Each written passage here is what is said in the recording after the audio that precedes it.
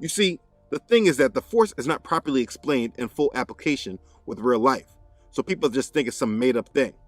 But belief in the Force is a belief that is held onto by witches, warlocks, Kabbalists, and those who engage in the occult.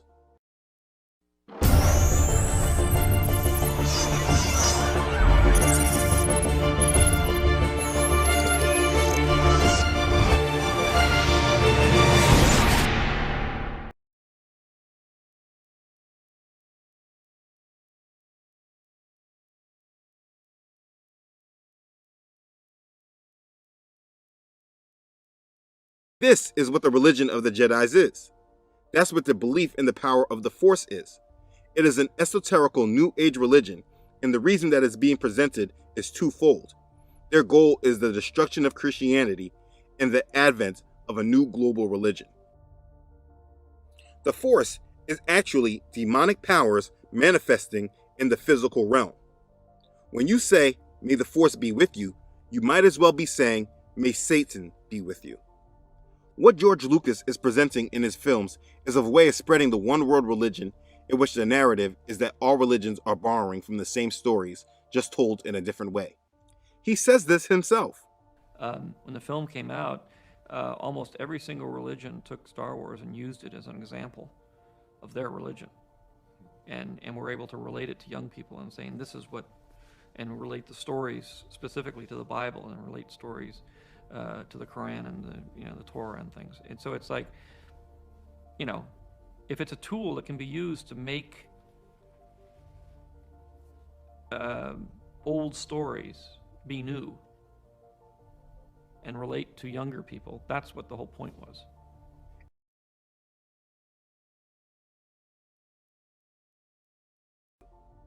What George Lucas is presenting in his films is a way of spreading the one world religion, in which the narrative is that all religions are borrowing. And this is what the viewers are seeing while they are being entertained with the fantasy intergalactic conflict and what they tried to show us as a battle of good and evil.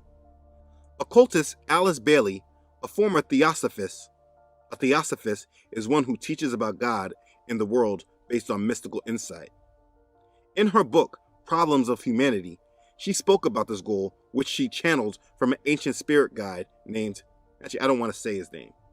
She said, "The day is dawning when all religions will be regarded as emanating from one great spiritual source.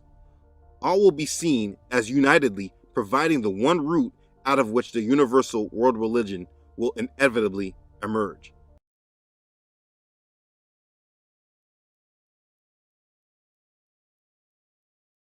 This is a goal of those who believe in the occult, and this is what they are spreading.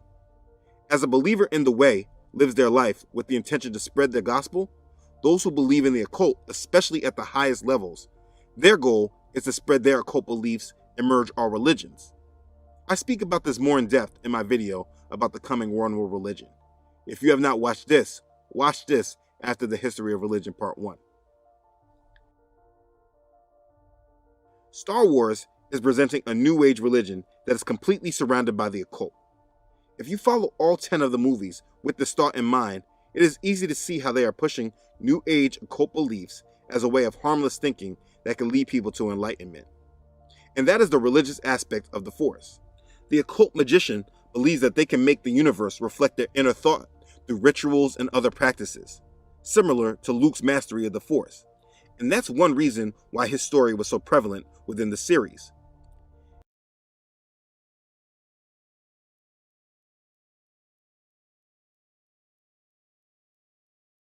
We would be honored if you would join us. There are degrees in the occult, and the understanding only becomes fuller as you grow in the knowledge of their wicked beliefs, and I have no intention of going there. But there is enough understanding at the surface level that you can see that they are promoting a new age religion. And while they want to tie it in with all religions, now you may find Bible teachers that try to incorporate the occult and mix these principles in, but that is not based on what the Bible truly says. And that's why they want to see the end of the way, what is now more commonly labeled as Christianity. And when they make films like Star Wars, they are promoting these mindsets to you with different names centered around fictional events. But their religious beliefs are all tied into it. They are tricking the uninitiated into accepting a new religion. These are so well known and heavily marketed. Star Wars has been a movement, and the more you identify with the movie, the more you identify with the occult beliefs. The movie is filled with hidden symbolism and occult practices. Like in the promotion of the movie, when they were marketing The Force Awakens, they were pushing out the one-eye symbolism consistently on their posters, telling you that Satan is involved in this movie. Or in the movie itself, how through their deep focus and being one with the Force, they were able to speak with the old Jedi Masters of the past and be guided by them. This is called necromancy, and it is an occult practice. According to the Britannica, necromancy is a communication with the dead, usually in order to obtain insight into the future, or to accomplish some otherwise impossible task. Such activity was current in ancient times among the Assyrians, Babylonians, Egyptians, Greeks, Romans, and Etruscans. It's a form of black magic. But think about how they are able to move things with their minds, which is called telekinesis, another form of black magic. Again, they were bringing pagan rituals and black magic to the masses and making it seem normal. But a main part of the symbolism they promote is their esoteric belief of duality. Now, I do not claim to be an expert in this subject, because I am not an occultist or a former one, but I do not think you need to understand the subject deeply to see what they are doing. And after I explain this, I will explain the main twist that a majority probably do not realize about the movie, and why they even made the prequels part 1 through 3. In Star Wars, there is a light and dark side of the Force. Now, to the unsuspecting that has no knowledge of the occult, they would see this as just a struggle between good and evil.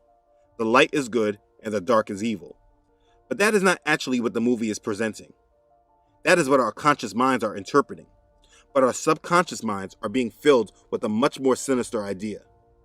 The light and dark concepts of duality is arguably the main takeaway of the Star Wars films. We see it through symbolism that displays the two colors of black and white, which represent the absence and presence of all colors, the light and the dark, which is why in the movie, Rey wears white while Kylo Ren wears black. This is the type of symbolism you will see often. Like in The Lord of the Rings, this was prevalent. The dark figures that hunted Frodo were in black. In the beginning of the adventure, Gandalf was wearing gray. He was called Gandalf the Grey. He was a mixture of black and white. When he came back to assist them with the final battle, he wore white, and he was called Gandalf the White. Gandalf the Grey.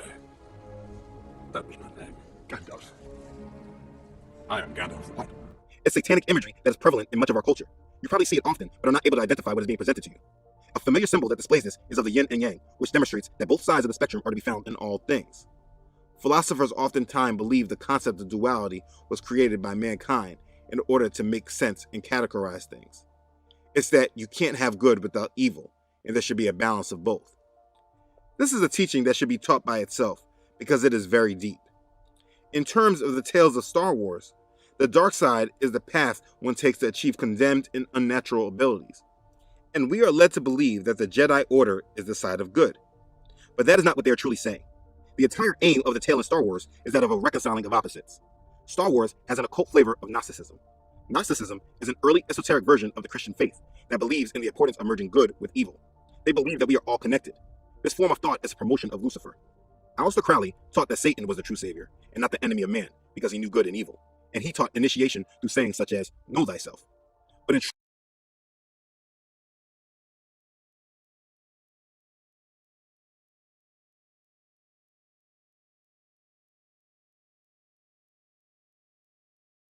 Why ancient African spiritual systems didn't have devils or evil, explained.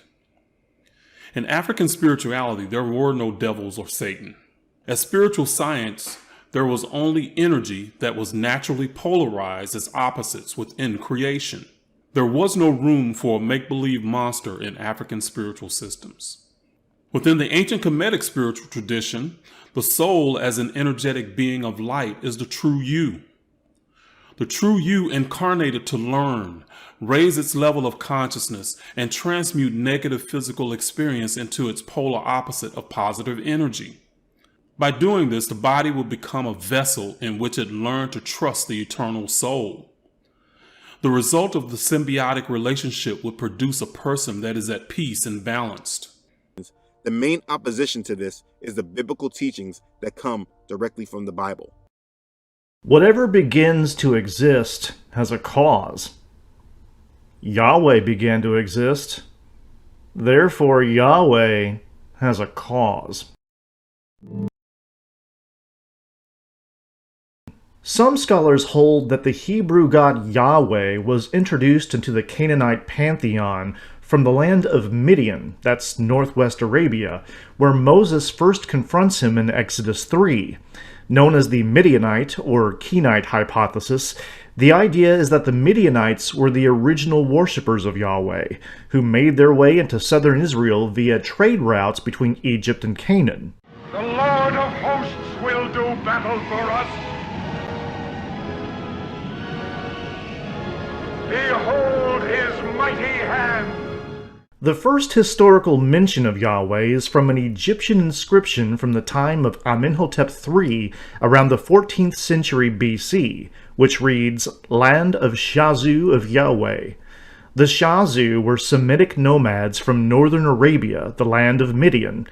The cluster of volcanoes situated throughout this region, along west and northwest Arabia, would have been quite something for these ancient people to behold. Perhaps this is why biblical visions of Yahweh are described thusly. On the morning of the third day there was thunder and lightning, with a thick cloud over the mountain, and a very loud trumpet blast. Everyone in the camp trembled. Then Moses led the people out of the camp to meet God, and they stood at the foot of the mountain. Mount Sinai was covered with smoke, because the Lord descended on it with fire. The smoke billowed up from it like smoke from a furnace, and the whole mountain trembled violently. When the people saw the thunder and lightning and heard the trumpet and saw the mountain in smoke, they trembled with fear. Elsewhere, Yahweh is depicted as raining down burning sulfur, as a mountain that blazes with fire and black clouds to the heavens, smoke rising from his nostrils, consuming fire and burning coals blazing from his mouth, bolts of lightning thundering from above, the mountains melting like wax before him. Such poetic imagery is descriptive of a natural phenomenon known as a dirty storm, in which thunder and lightning accompany the billowing smoke of an active volcano. As the personification of volcanic storm activity, Yahweh would have been well poised to become the formidable god of war and conquest, striking fear into his enemies with his fiery power and might, and demanding holy reverence from his followers. So we're moving to part 2 of History of Religion, understanding the religion behind Star Wars versus the real crackpot, ignorance, uneducated and irrational fear about the unknown, about mystery and magic. After the attacks on such a peaceful and passive alliance that only wants peace and justice and plenty for everyone without cutting a population. Yes, we do agree that there's only one thing that we do agree on, and that is the media influences many things, especially the irrational fears and the irrational facts and the incorrect facts that you base your whole argument on. Not only do you attack personally my family, who have been Grand Masters of the Knights Templars for centuries, and in